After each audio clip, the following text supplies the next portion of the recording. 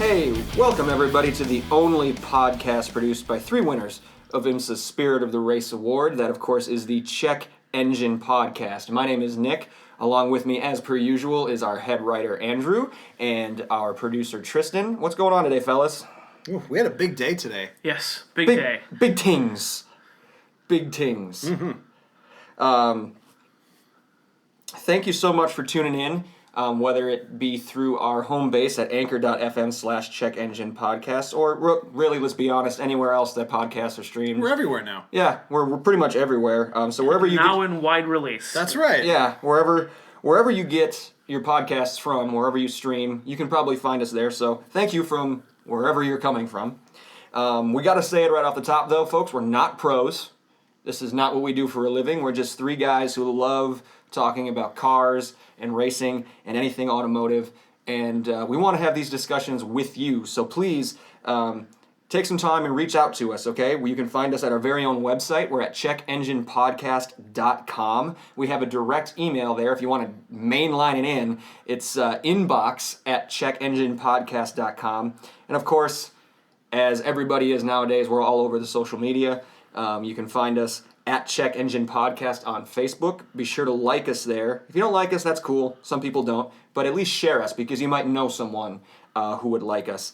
We're on Twitter and Instagram as well. Both of the handles there are at Check Engine Pod, so be sure to give us a follow and be a part of this discussion. Let's comment on current and past episodes, maybe provide us with episode ideas. Let us know how we're doing.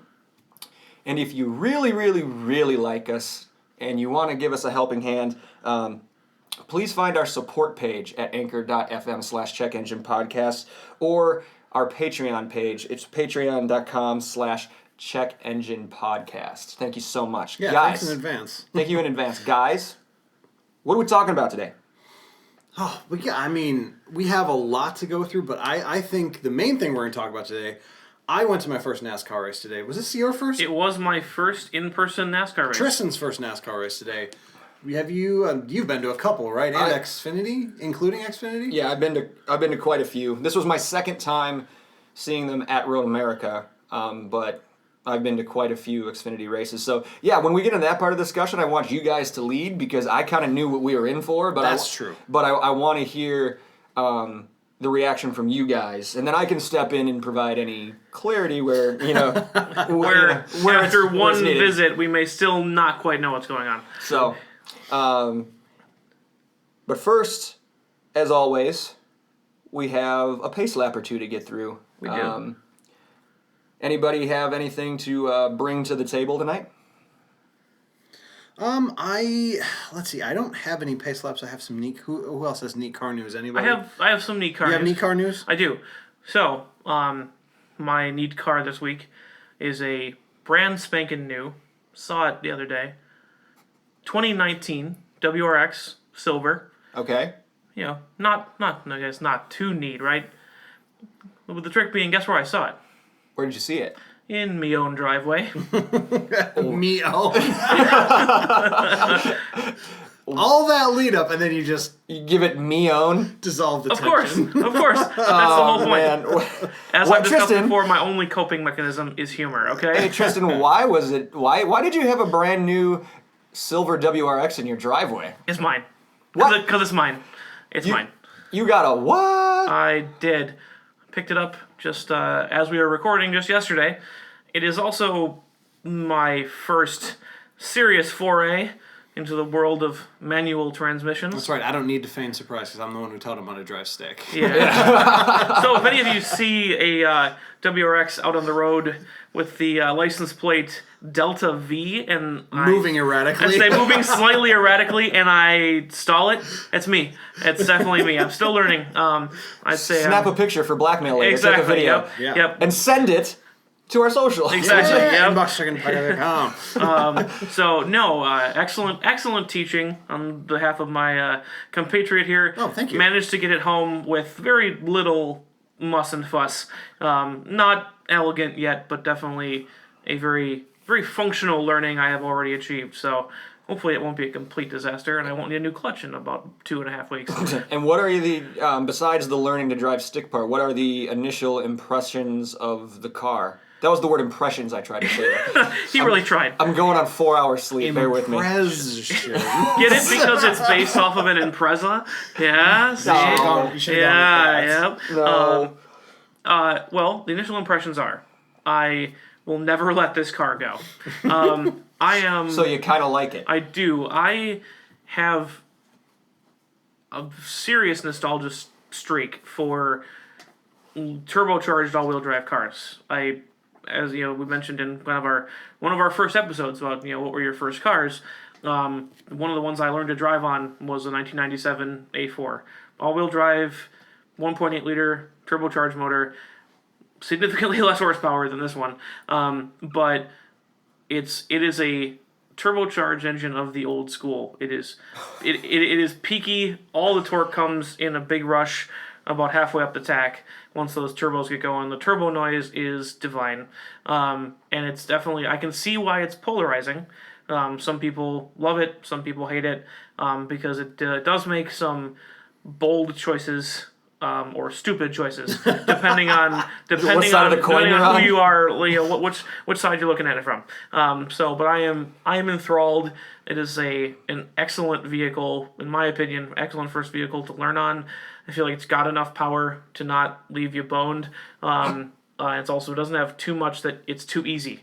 I feel like you could go down in, when I'm good at this one, you could go down in power and successfully drive it, or up in power and successfully drive it. It's a nice sweet spot in the middle. It's pretty good. Awesome. So we've all got new vehicles here within the past Year. Past Yep. year. Well, 2 of us now in the past month. Yeah, exactly. Yeah. We finally jumped on board, Andrew. Yeah, just copying me. It's fine. It's whatever. It's all good. Trendsetter. Andrew, you got anything for us?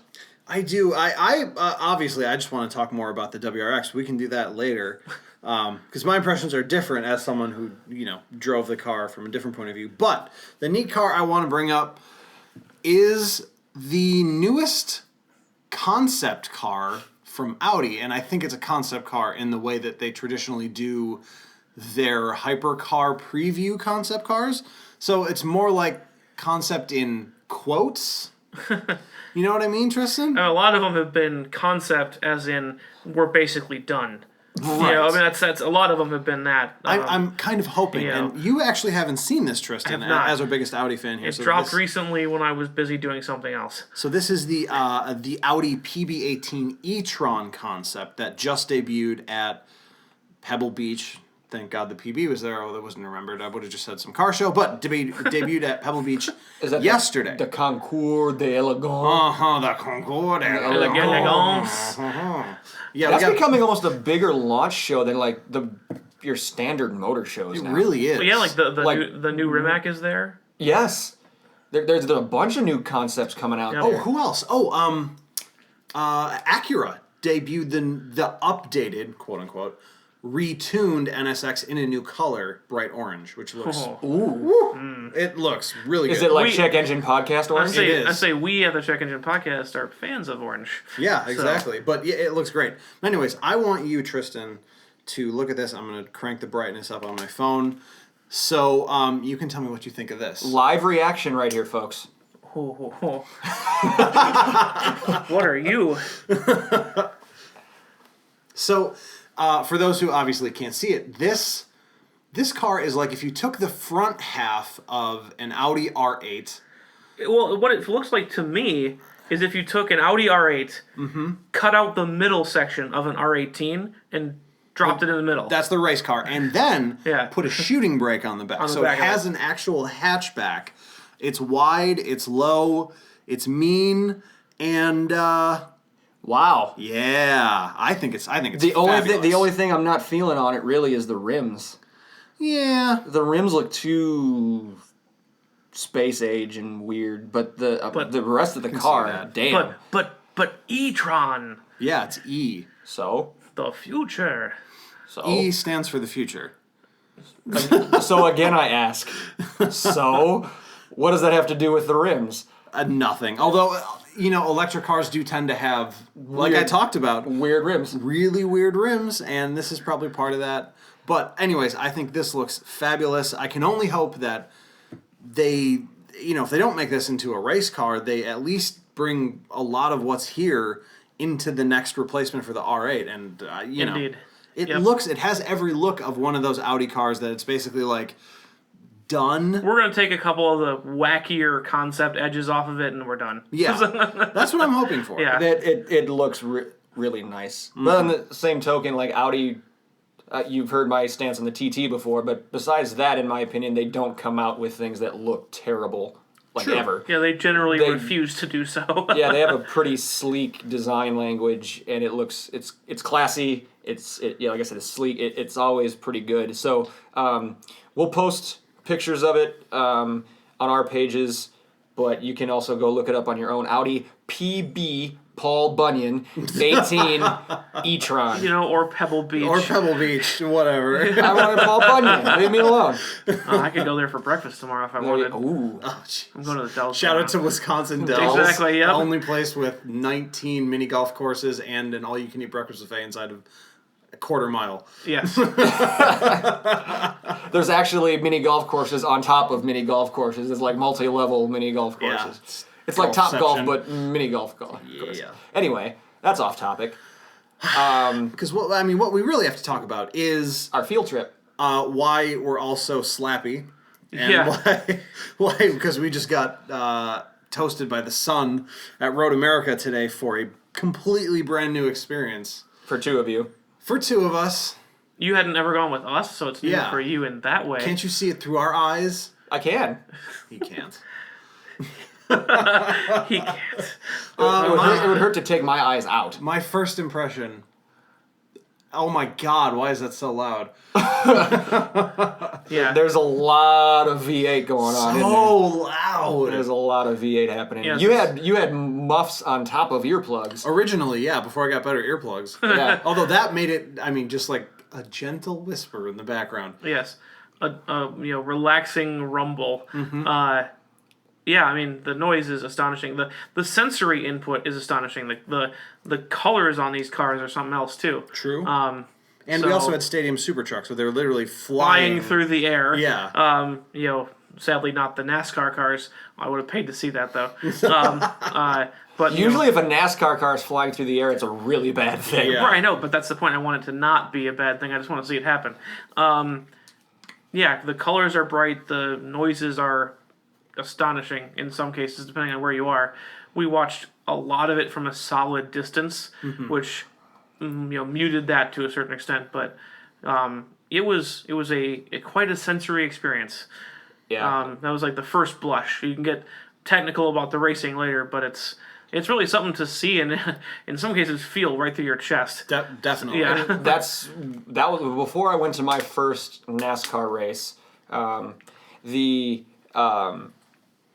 The description that I got is the first time they go by, you will feel the grandstands shake, and you'll feel your rib cage shaking when they're like those first couple laps when they're all bunched up and they all come past at once. One time, the flyby. So when you said, in that case, feel, I mean, that's what I was told 20 years ago when I went to my first one. So have you guys got to experience that? It is unlike any other type of what you can call typical motorsport. It is its own game, for sure. I guess. I'm just trying to think of how we can best go from here. So we pulled up and they were doing Trans Am. Yep.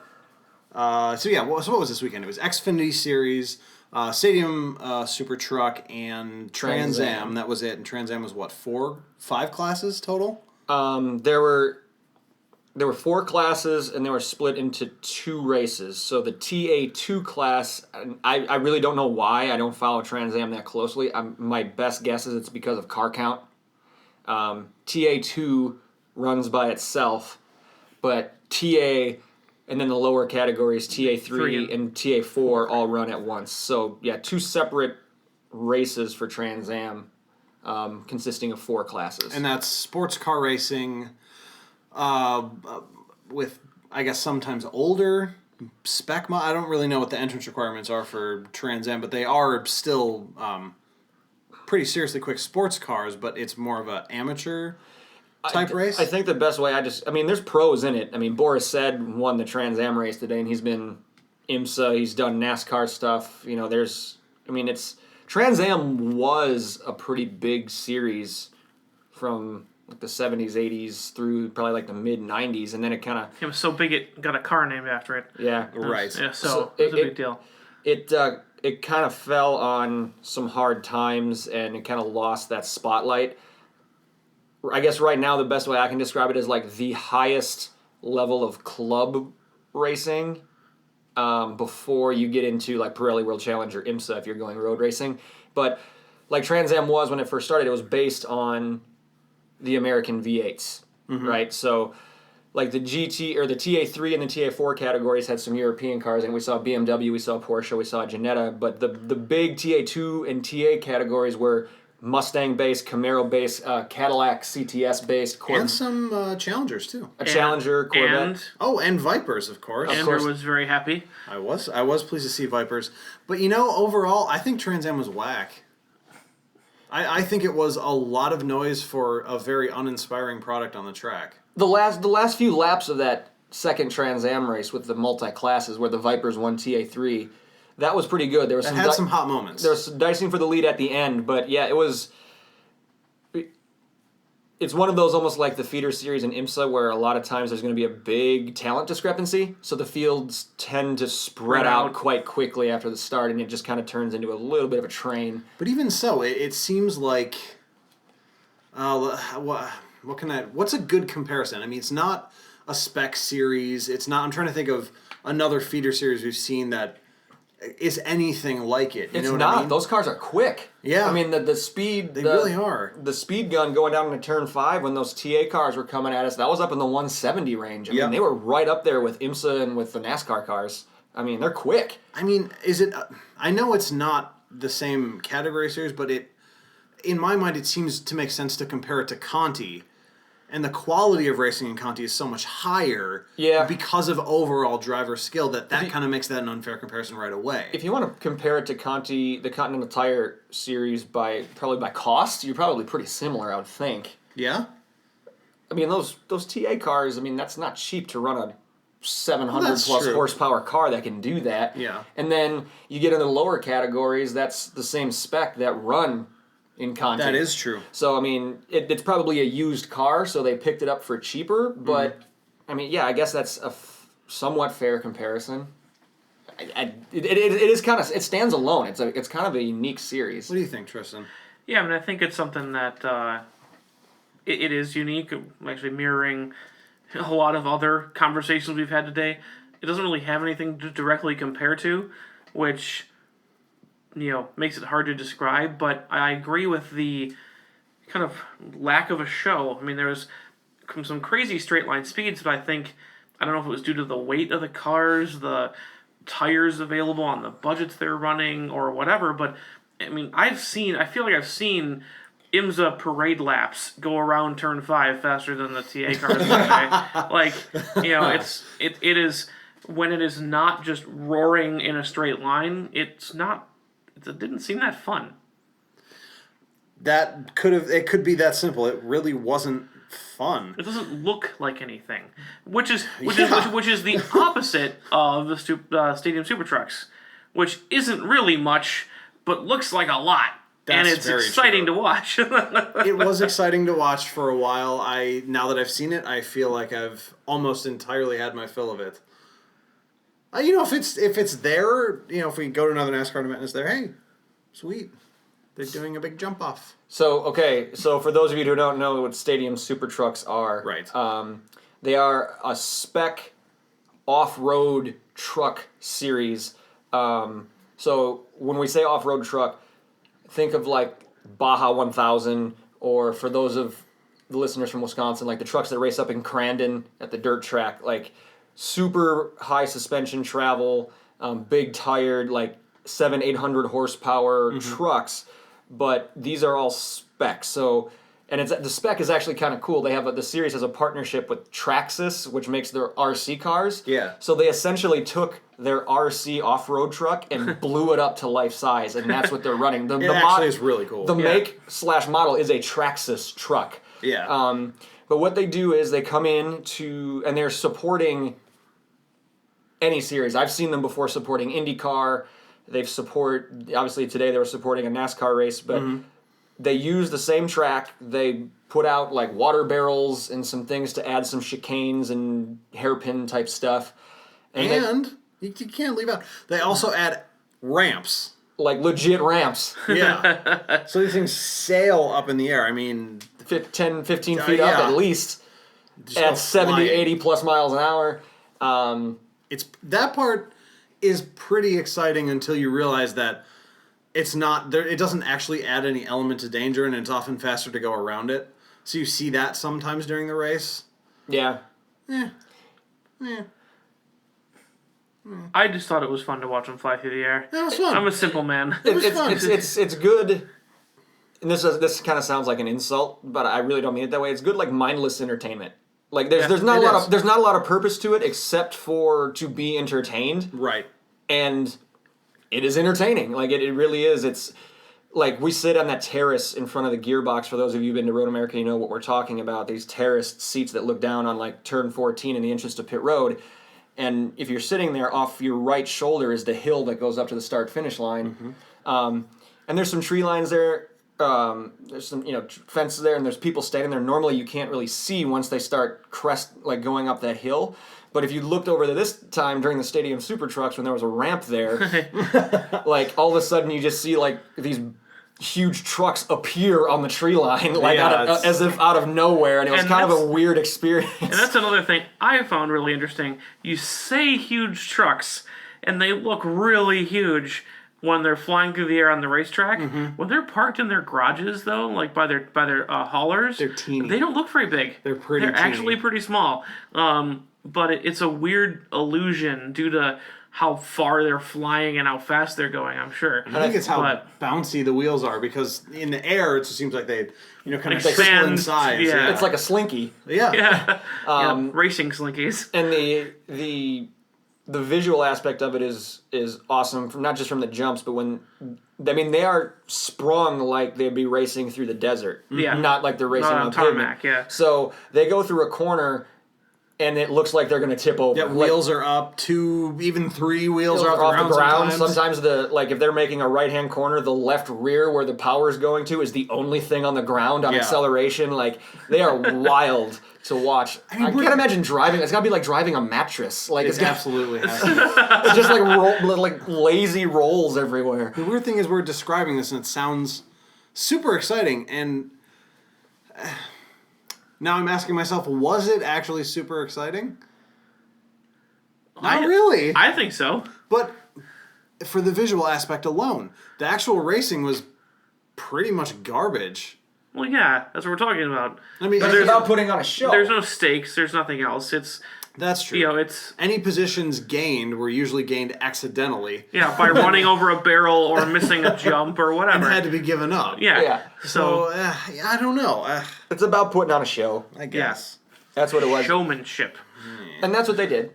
They did. That's what they did. Right down to the 2-wheel, God. They would use the ramps to flip themselves up on 2 wheels and kind of jack the wheel back and forth to keep them up on 2 wheels and drive them up the main hill to the start finish. And not like when we say 2 wheels, it's not rear wheels or front wheels. It's like the right ones or the left wheels, ones. yeah. So think like a James Bond movie car stunt. Yeah. Where Bond 007 flips the car up to make it through like a closing hangar door or something like that. Like that's what they were doing. Yeah, and it was fun.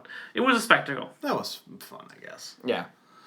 So, and that brings us to the big show for the day. 40 NASCAR Xfinity Series cars and drivers around the 4-mile National Park of Speed. I mean, first thing, all shouts out to Josh Balicki, who was there at Road America today. It seemed like he was having some trouble with his car today. I will say that. He was in the pits for a little bit, ended up down a lap, fought all the way back to 20th place, and unfortunately it looks like he had a mechanical failure in Canada corner on, 10 laps to go? 9 laps to go? Something like that? Yeah. This is all preliminary. We haven't heard anything from him yet. Right. We don't know what happened. But it looked like, to me, brake pedal went to the floor and nothing happened. Yeah, nothing happened. So he ended up in the tires at Canada corner. 170 miles an hour. It was a hard hit. It was a really hard hit. So, I mean, and he got trapped in the car after. was what they were saying on the radio. Yeah, because the tires were right up on the door. Well, yeah, it hit the driver's side, so he couldn't climb out the window. He had to climb out the roof hatch just to get out, but it wasn't because like they had to extract him or anything. Like, he got out under his own power. He walked away. So good to see that, Josh.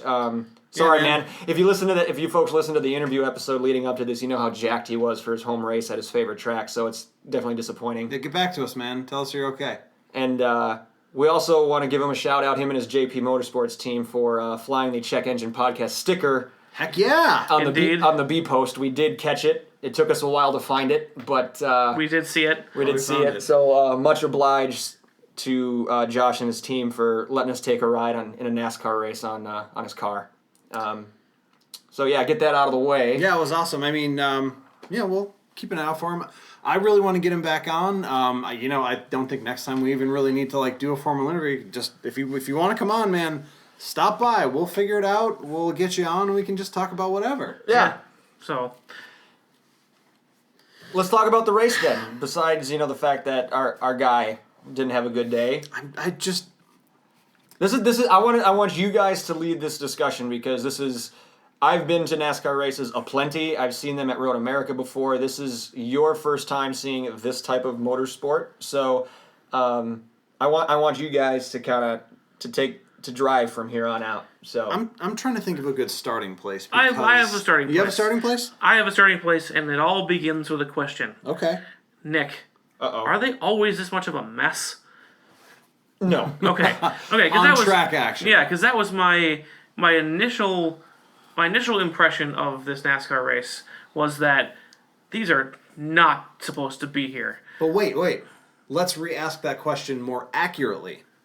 Are the road course races always this messy? Yes. See, there you go. Better. And when we did the NASCAR episode, when I was trying to explain this to you, I kind of alluded to when you get a car like this on a road course with drivers who grew up racing on ovals, and it's almost like a second language to somebody. Like, they can do it, but it's not their first choice. What we saw today is usually the result. You can see why. So it is a double-edged sword. That, like the old saying, may you always live in interesting times. It was an interesting race in both senses of the word. Was my impression. It was just a ridiculous spectacle. Cars all over the place. Yes. Into and out of the gravel, and just everywhere. When it worked, and the racing was fantastic. It just barely worked.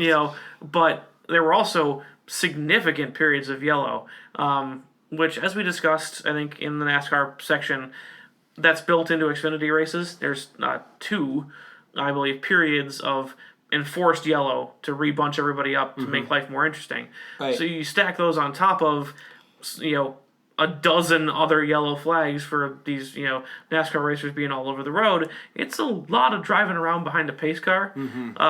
And so that's like a series thing. Right. NASCAR does not do, even on road courses, they very rarely do a local yellow where it's just one corner. If there's a car that's off, it's full course. So they keep it. Essentially, the yellow rules are damn near identical to what they do on an oval. Yep. Right? So that adds some time where it's an excellent chance to go purchase a beverage, use the restroom, go to the bathroom, which is appreciated when you're sitting on those benches up at the top of Turn 5. It's a sore place to sit, but it doesn't provide. There was a lot of start and stop. There wasn't. It didn't get into a flow. Yeah, there was no continuous racing for more than a few laps at a time, which was interesting because another question. There are kind of like there's some kind of points awarded for the winners in every stage, right? Yeah. So that was interesting in that if it wasn't yellow into the end of a stage, there's kind of the end of a race 3 times in these races, which is fun. There's this scramble for position, when these stages end, and that's fun. That creates a lot of fun racing. It's not, that is my one argument against endurance racing. It's like, oh, let's race for 4 hours, but really it's like, why do we play football for 4 quarters?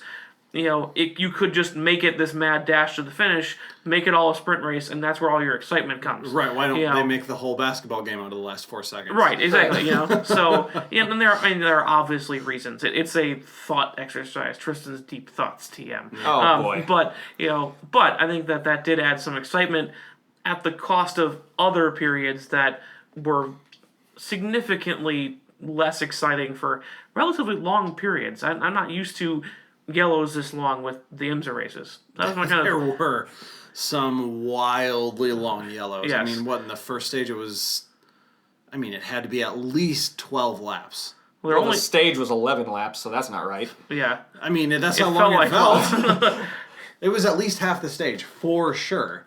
And they're, 4 minutes a lap under the pace car? 4 or 5, yeah, probably. Oh, my God. Well, I mean, at full chat, I think they're at somewhere around the 212-ish range, 212, 213, are the quick guys are doing. Right. So, I mean, that's when you're hitting 180 miles an hour 3 separate times in a lap. So It makes up a lot of time. that takes up a ton of time. So when you're doing pace car speed like 60 miles an hour for 4 miles, well, there you go, 4 minutes, right? Boring. Yes.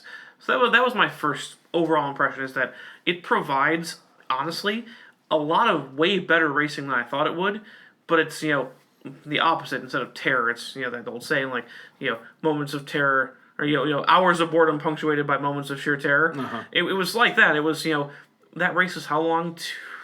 2 hours? 2.5 hours? Well, yeah, 2.5 probably. Yeah, by the time we actually got out of there, I think, yeah. Yeah, it's like 2.5 hours of racing with probably an hour of really good racing in there that you kind of have to work your way through. Ooh, I think that's pretty generous. I'm magnanimous. Well, and then again, we're coming back to why don't they just make the whole race out of the last 2 laps? Super not the point. The whole race is the point. It's all strategy. It all matters. But that's where all the excitement was. Yeah, and I think that's pretty normal. Trans Am had the exact same thing. I definitely did like NASCAR better than all of the other races that we saw today, which, I guess I should have expected. Yeah. That's the reason they're the headliner. Here's the thing that gets me about NASCAR, and it's different than I feel about the Conti series, and it's the same that I feel about the WeatherTech series. I feel like I could watch WeatherTech and Xfinity on TV and not miss any of it experientially. Okay. I don't have a reason other than, well, first off, I mean, the NASCAR TV work is sensational. Yeah, there's a lot of effort, which is why we're excited to see IMSA come to NBC Sports next year, because I think that's going to elevate the TV coverage for the stuff I want to watch. Like NBC TV graphics, camera cuts, Yeah. Driver info. I mean, NASCAR, they do it better than anyone else. NBC gets motorsports. Yeah. Yeah. So, yeah. That's true. Yeah, the MC broadcast was epic, frankly. Yeah. And you don't miss a bit of action anywhere in the pack at any point in the race. If something happened, you're going to see it on your TV. If they have to, they'll split screen it so you can see two or three things at once. Yep. Which is fabulous. But isn't that a good sign about the racing, though, when there's so much going on that they actually have to split the screen to make sure you see it all? I guess you could make that argument, but the reality of the race is that those moments are happening in the 2 or 3 laps that they get between cautions. You know what I mean? So yes and no, but there's something about there's something very similar to me between WeatherTech racing with prototypes specifically and Xfinity, and I don't necessarily know what it is, but to me it's less a live viewing sport and more something I'd happily watch on TV. Would you happily watch on TV, though? No, because I do something else. Yeah. So you wouldn't see it. Also, I don't have cable, so I don't get Okay. NBCSN. But if it was something that I could watch, or you guys, or you're like, hey, come over, we're gonna watch Xfinity. I'd be like, all right, let's do it. I'm going to test him. Okay. All right. Find a day when a race is on and be like, hey, I got pizza. Let's go to Nick's and let's go watch Xfinity. That sounds great. All right.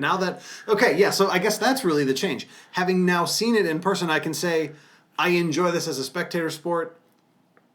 Not really my thing in live action, though, the whole going to the track and going to Road America and seeing this, it is different, but I don't know that it's improved to go see it live for me personally. Yeah, I agree with that. I think I have a lot more interest in watching NASCAR, especially the road courses. I may even dabble in an oval. But I have a lot more interest in watching NASCAR now on TV than I did before I went. For sure. Because I think it is interesting, and the parts that are not interesting are covered up by the really, really well done TV work, where they'll go and show you, like, okay, we got a yellow, let's go back and show them all the crap we didn't have time to show them when it was happening live. Let's show, here's where this guy went off, here's where there was contact, let's do the behind the scenes on one of the racers during this yellow. Like, they fill that really boring time with content that would actually be interesting to watch. So I'd be curious to try it. Yeah. We can live stream a reaction video. Yeah, watch us watch NASCAR. Just set it up on your counter and watch us. But except, we got to make sure that there's no audio. Oh my God! I really wish. Oh, you don't have the ticket anymore, do you? Bring the ticket in. This is my segue. Should I go get it? No, I think we've got most of it. Yeah. All right, so no, not the exact legal wording. No, it doesn't matter. But that was, the gist. But that was my segue into one of the weirdest parts of a NASCAR race. Super weird part of the day. We had our tickets out in the car before we got to the gate, and I just flipped it over to the back. Every single league has this. The thing that always they still say for the during NFL games. The rebroadcast or whatever is strictly prohibited without the express written consent of the NFL. Their broadcast too. I'm sure most sports do it at some point during their broadcast, but the NASCAR one is really weird because it covers all the normal stuff. You may not film, rebroadcast, discuss, but the one they have in there that's really kind of fucked up, no one, including you, dear listener, may overhear conversation about anything that NASCAR does at all. You can't listen to this. We're recording this, and you can't listen to Tristan, don't listen to me. So everybody listening right now, you're liable to a lawsuit from NASCAR. So you might want to shut us off right about now because we're going to get you in a shitload of trouble. And I am Which I don't understand. I am not even remotely making this up. This is the truth. We'll have to take a picture of the thing and put it on the website. But it actually says you may not overhear anything about a NASCAR broadcast. What? I don't even know what that means. How is that? Yeah. How is that even remotely enforceable? Make that noise again? No. Okay. No. That's one of those things that just seems like a completely irrational overstep that's probably now been around for 36 years and no one even questions it anymore. They just print the tickets and don't even think about it. But how did it get there? I really want to know now. Well, let's speculate on why they had to do that. So I'm literally out of ideas. I don't have a single don't even one. know where to begin. Okay, so they say you can't overhear it. Specifically, They can't overhear.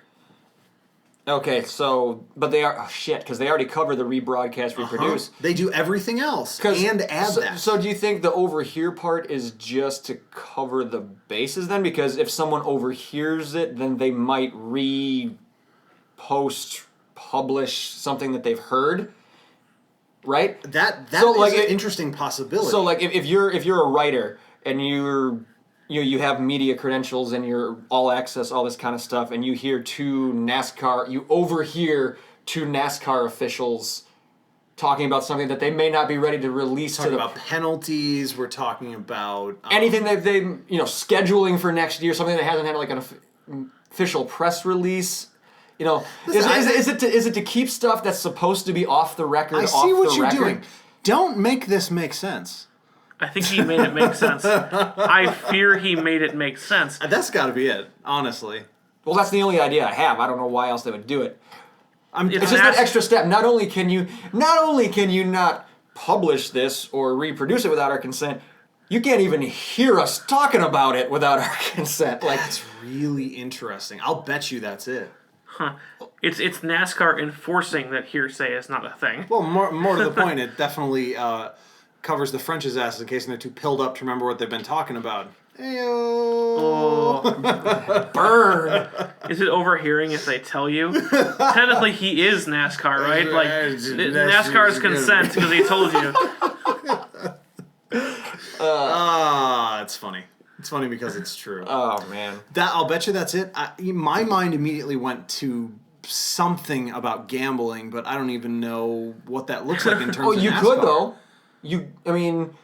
That could be, too. Because you bet on this sport just like you can bet on horse racing or football or all that kind of stuff. The daily fantasies, the betting lines in Vegas, with the odds, 20. That's right. If you hear something, if someone from a gambling website or, people make these lists. You can bet on your phone. If I'm walking through the paddock and I hear an official talk about, oh yeah, Kyle Busch is out today, or something like that. Having trouble with this or that, and then you go change your bets. That might have something to play in it too. All right. Well, we just made that make sense. You're welcome, everyone. Yeah, definitely. But reach out to NASCAR and ask them what they're doing. Yeah, with their permission. With their permission. And don't tell them you heard it from us. But don't listen. Don't ever listen to this. Oh, God. I've got the title for this episode. Don't ever listen. Do not listen to this episode. Oh God. The biggest thing that I came away with from this whole NASCAR experience is that, as someone who came into racing at IMSA, I have forgotten how awful race fans can generally be. Yeah, and this we're talking about. I'm just trying to think of a nice way to say environment this. stuff, and it's. So let's talk about the atmosphere. As compared to an IMSA race or IndyCar race, you guys haven't really seen. I have. Oh yeah, you can speak to that. So 2 of them. That's right. Ever. Yeah. So okay, you go first then because I've never been to IndyCar. Give me so sliding. I think sliding scale of, let's steal a British word, poshness. Right. So sliding scale of poshness. I think you've got the sports car stuff. Because then you actually have, Ferraris and Porsches and stuff top. racing being the most, posh. Not just being raced in the lots too. Ferraris, Lamborghinis, Yes. Porsches. So the viewing audience is notably higher income. Now, I think IndyCar, you have. I think that's where it mixes. You have a unique mix because you've got a lot of international drivers. You've got. A lot of people who are interested in open wheel racing in a lot of formats will be interested in all formats. You get F1, you get IndyCar, and they're both. So I think you got this overlap, but but IndyCar is a very, for the most part, very American sport. They call it IndyCar because of Indianapolis. Right. It was in the middle of America where that sport was founded. Right, so. and then it has spread in popularity all over the world. With the rare exception, NASCAR, it's American cars driven by mainly Americans and Australians.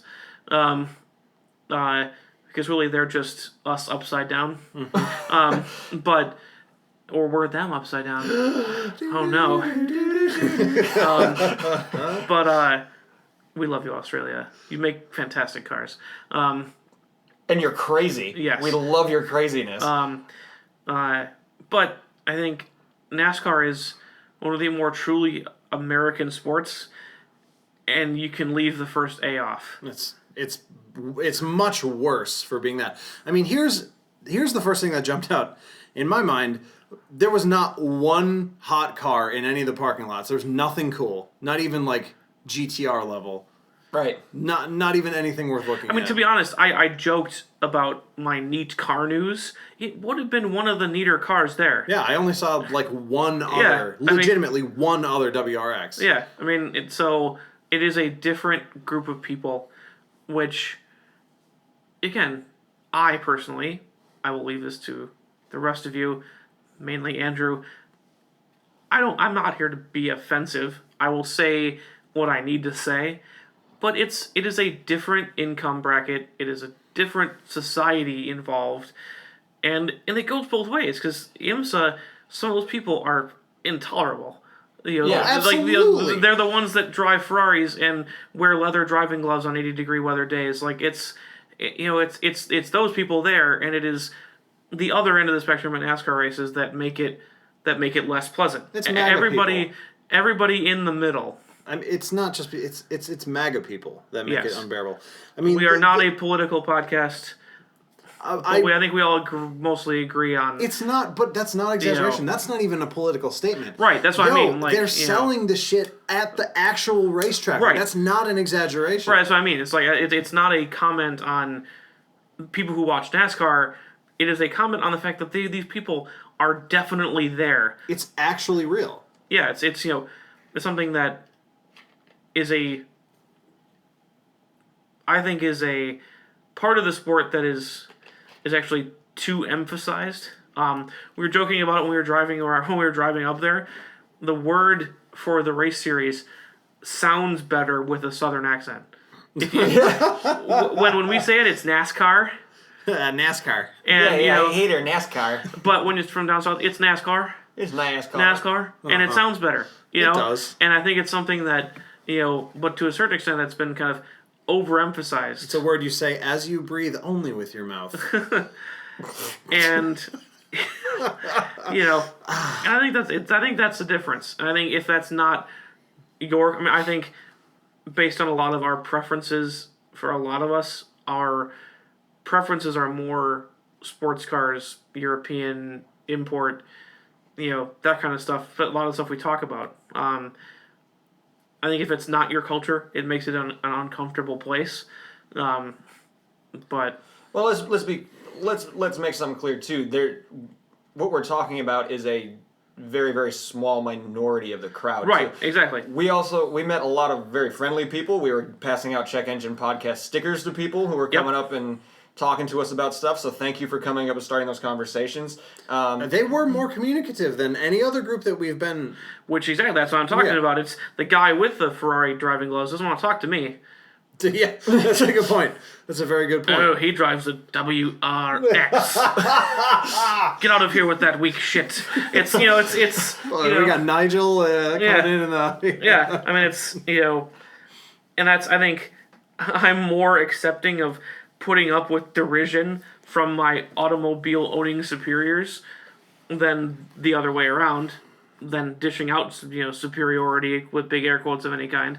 So I don't feel like I need to behave that way, but it's for us who have never gone to NASCAR races.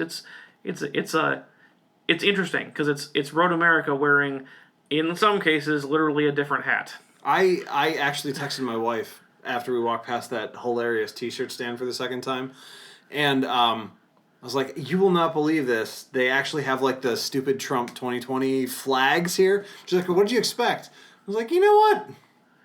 I don't know." Yeah, that's the thing is, I was surprised because I actually did expect different stuff. It might not have been like I expected race memorabilia from NASCAR, sure. But I expected this is something that you'd find at some outdoor market. Somewhere like That's anywhere. Really what it was. In place of the giant, at IMSA they have 2 of these huge tents stuffed with various race shirts. From specific tracks, specific teams, cars. That stupid Corvette shirt with the we always talk about. That wasn't even at this race. This is what we're talking about. They just had one giant tent full of the shirts that make fun of Black Lives Matter and Trump flags. Like, this is not.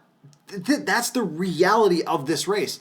It was so not about the on-track event in terms of the atmosphere. It was just about, I don't know what. Is it good old boyism? Is it Trump cronyism based on his election? Is it, I really don't want this to be an issue of monetary. Right, it's not. And that's, It's not like I make all that much money. I just don't see eye to eye with anybody we stood next to today. At least, that's what it seemed like from the atmosphere. People I spoke to, I can't say what their affiliations were. For the most part, the people that I spoke to, they were just NASCAR people. They were watching NASCAR, and I didn't get into any in-depth stuff. That tent, honestly, to this event's credit, that tent didn't seem very full. That's very true. Which, to be fair, they thought they might be able to score some quick sales and bought the merchant permit, but they were pretty empty. That is actually a really good point. In its defense, I think that, that may not necessarily be indicative of the people at the race. I mean, let's hope not. Honestly, let's really hope not. Yeah, I mean, the people were nice. People talked to us. More than we got else. way more interest in our silly shirts with our website on the back of them. Yeah, like an IndyCar. It was. So it was definitely. I see why that kind of cheerful American vibe works, because in like a lot of ways, I said it's an environment in which I'm uncomfortable. Yeah. Because I don't know the sport, I don't know the people involved, and a lot of other reasons. And to a certain extent, they're like, oh hey, they're here watching NASCAR with me. They must be cool. Which that's the upside, I think. The silver lining. I guess I just it's a issue of me not wanting to be seen anywhere near approximating the culture that surrounds NASCAR. I mean, the guy came up and prayed for 5 minutes before the start of the national anthem. Like, is this really what we're doing? It's what they do before every race. It doesn't matter if it's NASCAR or... IMSA's is 30 seconds. You know that's true. This but guy they was still have a prayer. And on and on. I mean, they can't tell them how long to pray, dude. Like, they just said, would you like to come do the invocation? Okay. Like... It's either different or it's not. That's all. That's just all I'm saying. It's either something was different or it was the same, and this was definitely different. But it's the same thing. They do an invocation, they do the national anthem, they say start your engines, and they go. All right, if you think it was the same. It was the same. It was Okay. exactly the same. I think that's interesting. I think it was different. Well, yeah, by length of time, sure. But then you can say the length of a prayer before an IndyCar race, well, that's different than the length of... Yeah. It may very, very well be. But yeah, by saying. length of time, sure, it was different. But the order of events is the same. It doesn't matter which series you go see. That's true. So... I don't know. It's definitely not my crowd. At all. I'd be interested to see if it's honestly, and my expectation would be that would be more literally and figuratively concentrated in an oval track. Is the atmosphere the same at an oval? Is it different in any way?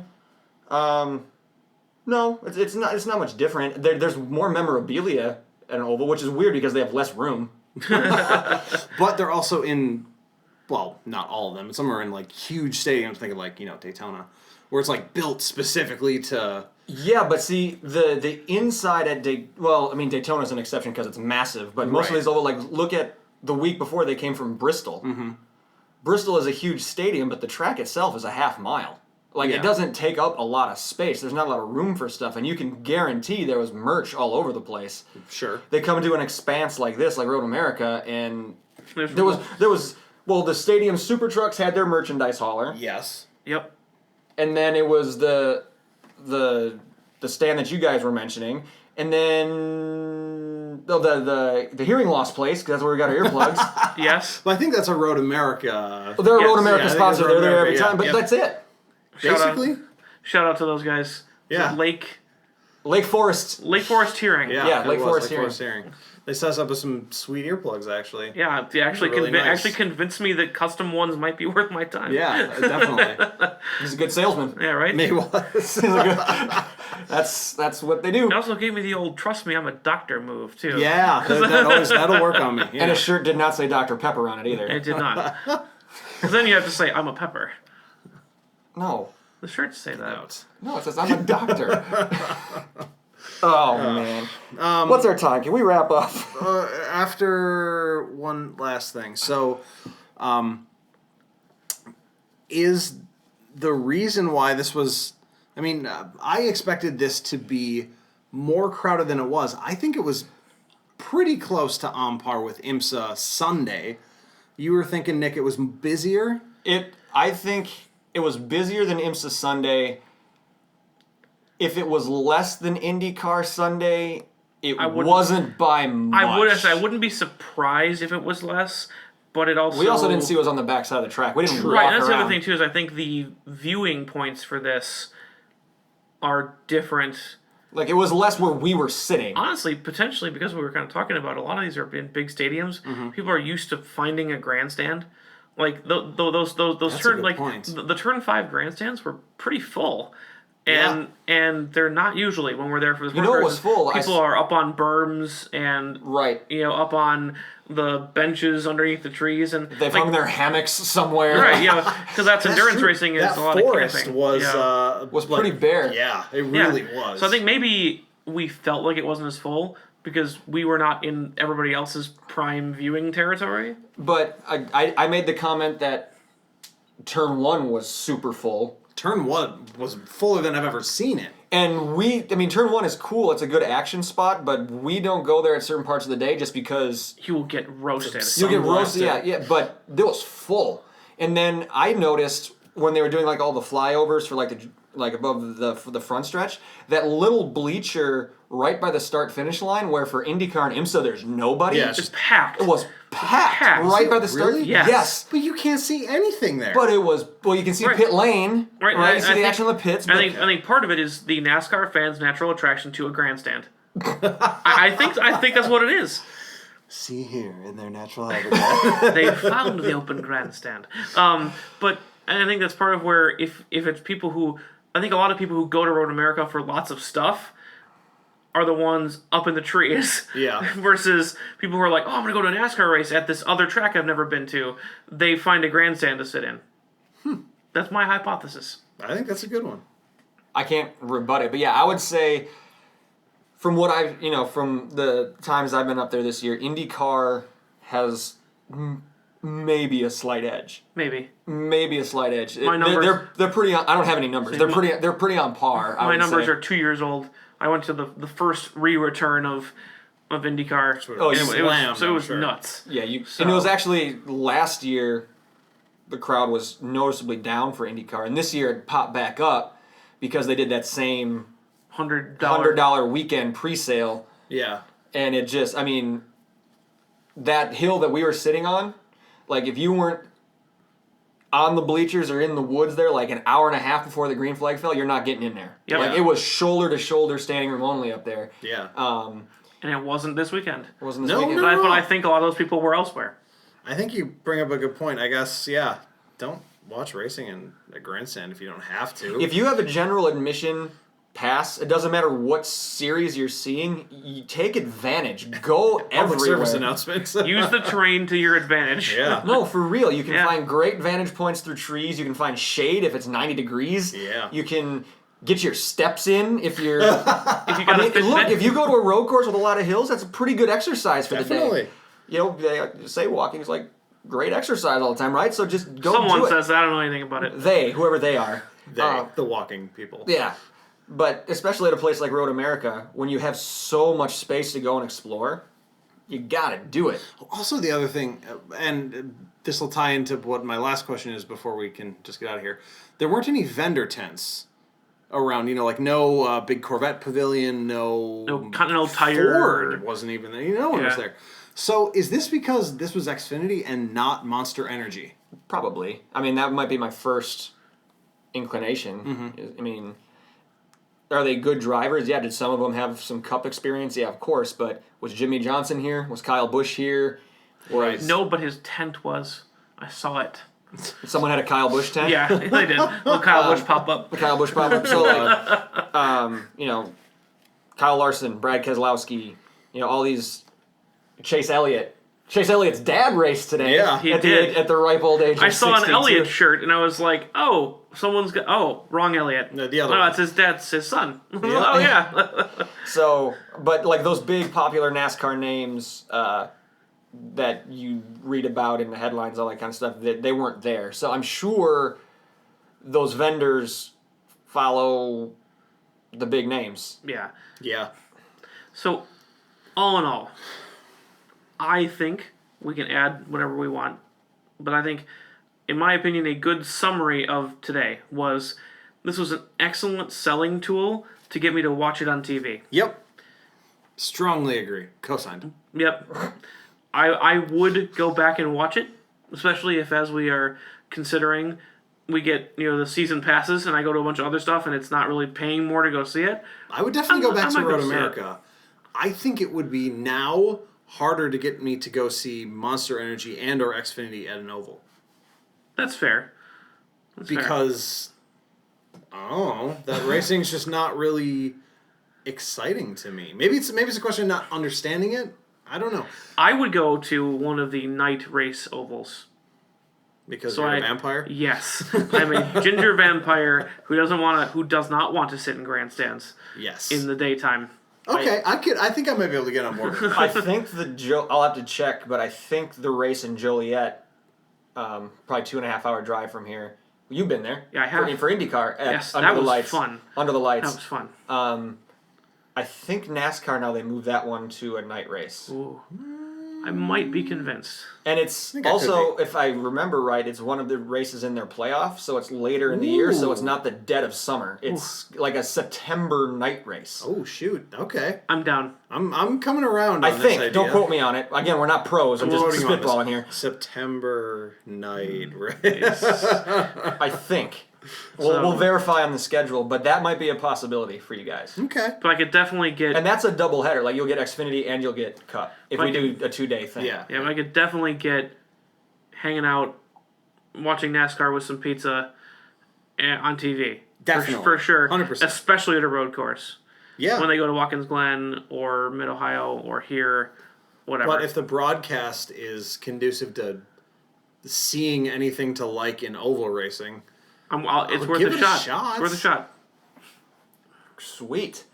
We've got you guys somewhat on board. It was a... I think we've made a lot of progress here. It was an experiment that worked. Yeah, That's good. It was a successful experiment. That's good. That's good. All right. I'll leave satisfied then. Yeah. On that bombshell, as they say on some show that we've all watched. Let's On a since canceled show. Yes. basically. Yeah, let's start bringing this one home. Do we have any thank yous?